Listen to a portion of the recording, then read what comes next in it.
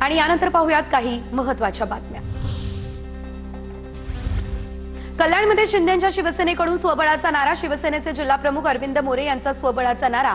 याल तर सोबत नाही तर आडवे करू, अरविंद मोरेंचा विरोधकांना हा निशाणा।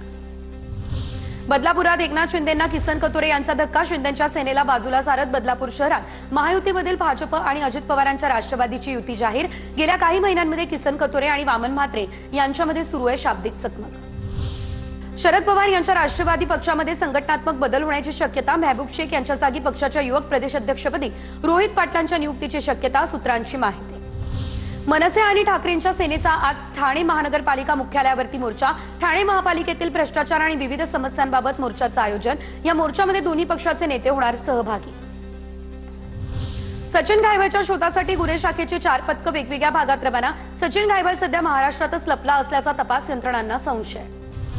कोल्ड्रिफ कफ सिरप प्रकरणी चेन्नईमध्ये ईडीकडून 60 ठिकाणी छापे। श्रीसन फार्माशी संबंधित अधिकाऱ्यांच्या घरांवर आणि तमिळनाडू ड्रग्ज कंट्रोल ऑफिसच्या वरिष्ठ अधिकाऱ्यांच्या कार्यालयावरती छापे टाकले जात आहेत, सूत्रांची ही माहिती।